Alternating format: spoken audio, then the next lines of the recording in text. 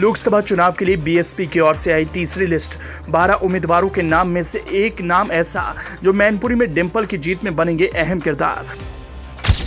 मैनपुरी में मायावती ने डिंपल को दिया गिफ्ट, एक ऐसे उम्मीदवार को मैदान में उतारा जिससे बीजेपी की पूरी रणनीति को लगेगा झटका। बीएसपी ने जिस जाति के उम्मीदवार को मैनपुरी के रण में उतारा, बीजेपी ने भी उसी जाति के उम्मीदवार को उतारने का बनाया था प्लान। अब उस प्लान को करना होगा कैंसिल। लोकसभा चुनाव 2024 के लिए बहुजन समाज पार्टी ने उत्तर प्रदेश में अपने उम्मीदवारों की तीसरी लिस्ट जारी कर दी है। बीएसपी ने इस लिस्ट में 12 उम्मीदवारों को टिकट दिया है, जिसमें लखनऊ से बीएसपी ने सरवर मलिक और मथुरा सीट से बीएसपी ने सुरेश सिंह को अपना प्रत्याशी घोषित किया। बीएसपी ने अपनी इस लिस्ट में मथुरा सीट पर अपना उम्मीदवार बदला है। बीएसपी ने कमलकांत उपमन्यु का टिकट काटकर अब सुरेश सिंह को चुनावी मैदान में उतारा।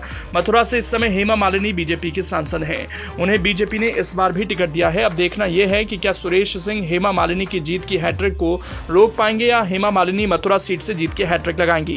बीएसपी ने गाजियाबाद से नंदकिशोर पुंडीर, अलीगढ़ से हितेंद्र कुमार उर्फ बंटी उपाध्याय, खीरी से अंशे कालरा रॉकी जी, उन्नाव से अशोक कुमार पांडे, मोहनलालगंज से राजेश कुमार उर्फ मनोज प्रधान, कन्नौज से इमरान बिन जफर, कौशाम्बी से शुभ नारायण, लालगंज से इंदु चौधरी और मिर्जापुर सीट से मनीष त्रिपाठी को टिकट दिया। बीएसपी ने लखनऊ सीट से बीजेपी सांसद और रक्षा मंत्री राजनाथ सिंह के सामने सरवर मलिक को अपना उम्मीदवार घोषित किया है। इसके अलावा पार्टी ने पूर्वांचल की मिर्जापुर सीट से मनीष त्रिपाठी को अपना प्रत्याशी घोषित किया, जो कि केंद्रीय मंत्री और अपना दल एस की सुप्रीमो अनुप्रिया पटेल की सीट है। इन सब में मैनपुरी से जो उम्मीदवार मायावती ने बीएसपी के चुनाव चिन्ह पर खड़ा किया है, वो बीजेपी के लिए झटके जैसा है। बीजेपी की ओर से अगर उस दिशा में अपनी राजनीति को ले जाने का प्रयास हो रहा होगा तो अब बीजेपी उस ओर नहीं जाएगी, क्योंकि मायावती ने जिस उम्मीदवार को मैनपुरी के रण में डिंपल यादव के खिलाफ उतारा, उनका नाम गुलशन देव शाक्य है।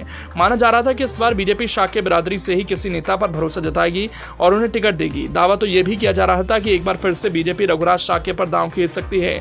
रघुराज शाक्य का डिंपल यादव से मुकाबला 2019 में मैनपुरी के लोकसभा उपचुनाव में हो चुका है, जिसमें उन्हें डिंपल यादव ने रिकॉर्ड मार्जिन से मात दी थी। मैनपुरी में शाक्य बिरादरी के करीब 3 से 4 लाख वोटर हैं। अब चूंकि बीएसपी की ओर से गुलशन देव शाक्य को मैनपुरी के रण में उतार दिया गया, तो बीजेपी शायद ही शाक्य बिरादरी के नेता को मैदान में उतारने का रिस्क ले, क्योंकि वोटों का बंटवारा आसानी से हो सकता है। एक तरह से देखा जाए तो मायावती ने डिंपल यादव को बहू होने के नाते जीत के आशीर्वाद के तौर पर गुलशन देव शाक्य को टिकट दिया है।